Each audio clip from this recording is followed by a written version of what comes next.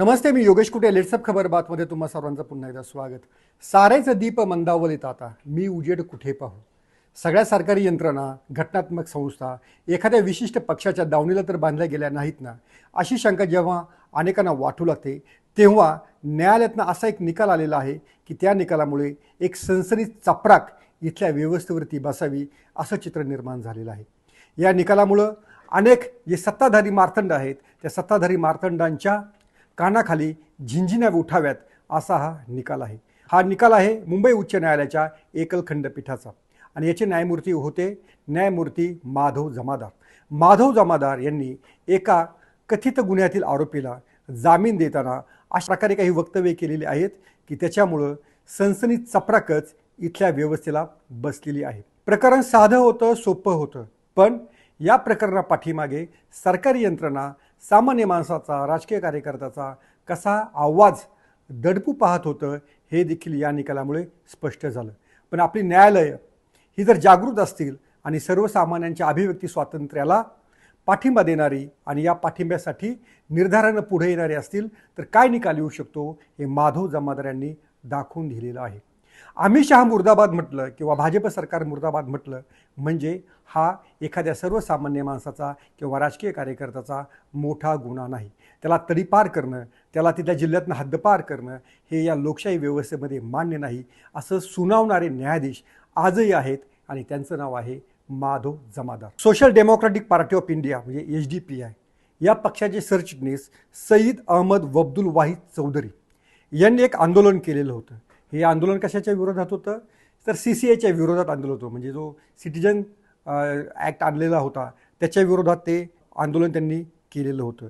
या आंदोलनामध्ये त्यांनी काय केलेलं होतं तर त्यांनी भाजप सरकारचा आणि गृहमंत्री असलेल्या अमित शहा यांचा निषेध केलेला होता. त्यांच्या मुर्दाबादच्या घोषणा दिलेल्या होत्या. पण या मुर्दाबादच्या घोषणा दिल्यामुळं काय झालं की मुंबईच्या परिमंडळ 6चे पोलीस उपायुक्त आणि कोकण रेंजचे पोलीस महानिरीक्षक यांनी त्यांना मुंबईमधनं हद्दपार केलेलं होतं. किती वर्षासाठी तर 1 वर्षासाठी त्यांना हद्दपार केलेलं होतं.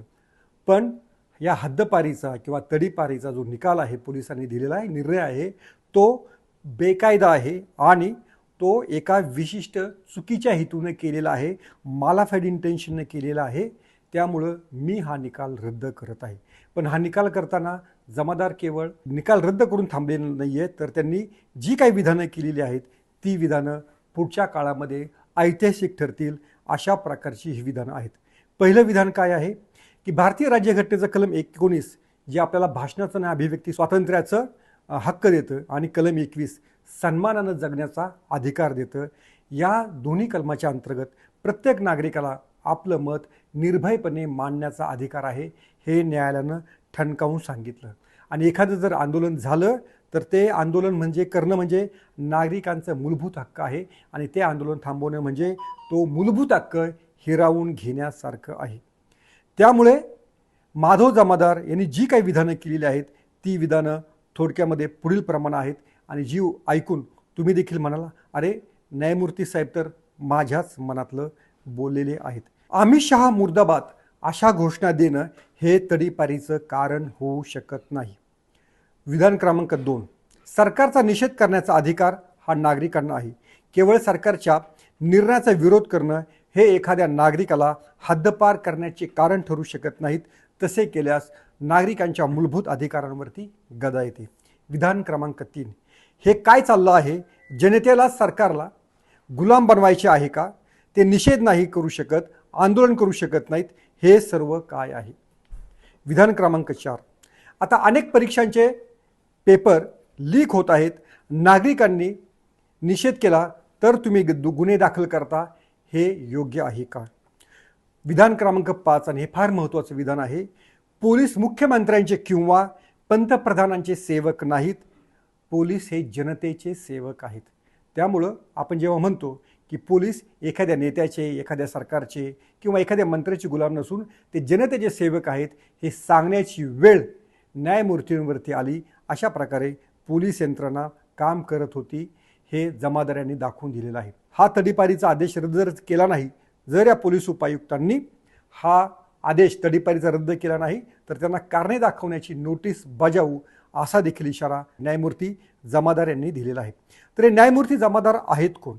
न्यायमूर्ती जमादार हे मुंबई उच्च न्यायालयातील एक कठोर शिस्तीचे तडफदार असे न्यायमूर्ती म्हणून ओळखले जातात. त्यांनी याआधी पण अशा प्रकारे यंत्रणांची खरडपट्टी काढलेली आहे. कठोरपणे ते शब्द वापरतात, कठोरपणे ते यंत्रणांना धारेवर धरतात, जे न्यायालयांकडून अपेक्षित आहे. तर त्यांचे याआधीचे असे कोणते निकाल होते की ज्याच्यामुळे माधव जमादार हे आधी गाजलेले होते? बँकांच्या मनमानी कारभाराला चपराक बसवणारा निकाल न्यायमूर्ती जमादार यांनी याआधी दिलेला होता.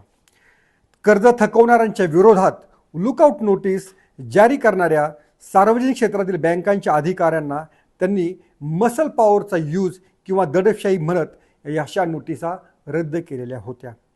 निकाल क्रमांक 2, तृतीयपंथीयांच्या हक्कांचे रक्षण. एका प्रकरणामध्ये कनिष्ठ न्यायालयाच्या न्यायाधीशांनी तृतीयपंथीयांबाबत केलेल्या एका पूर्वग्रहदूषित आणि चुकीच्या टिप्पणीवर न्यायमूर्ती जमादार यांनी कडक शब्दामध्ये आक्षेप घेतलेला होता. या प्रकरणातील तृतीयपंथीयांना त्यांनी जामीन देखील मंजूर केलेला होता. कोविडची नुकसान भरपाई देखील त्यांनी मिळवून दिलेली होती.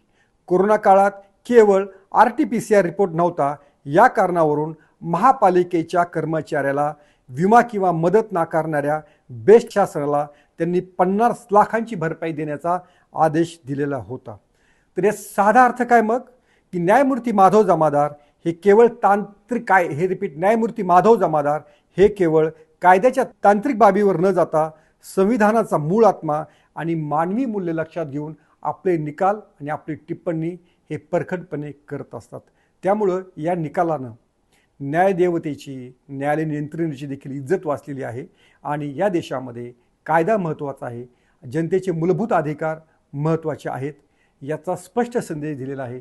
त्यामुळे न्यायमूर्ती जमादार आम्हाला तुमचा अभिमान वाटतो. धन्यवाद. पाहत राहा लेट्सअप मराठी.